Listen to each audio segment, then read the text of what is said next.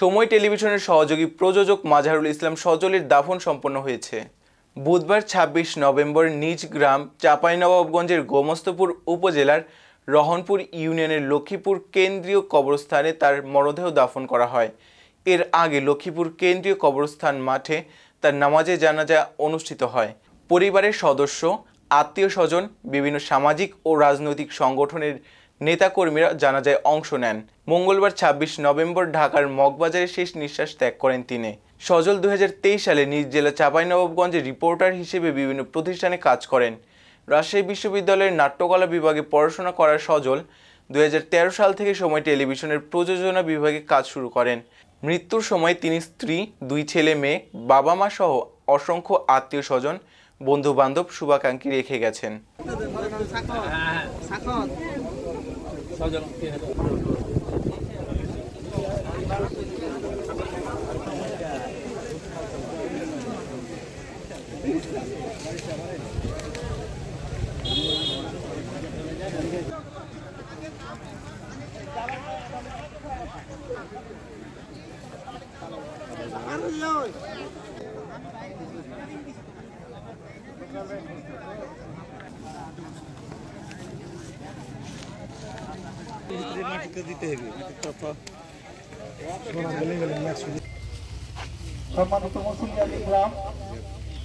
আসলে কোনো মানুষের মৃত্যু অকালে হয় না। প্রত্যেকটা মানুষের মৃত্যু নির্ধারিত সময় আছে, নির্ধারিত করাই ইসলামের বিধান।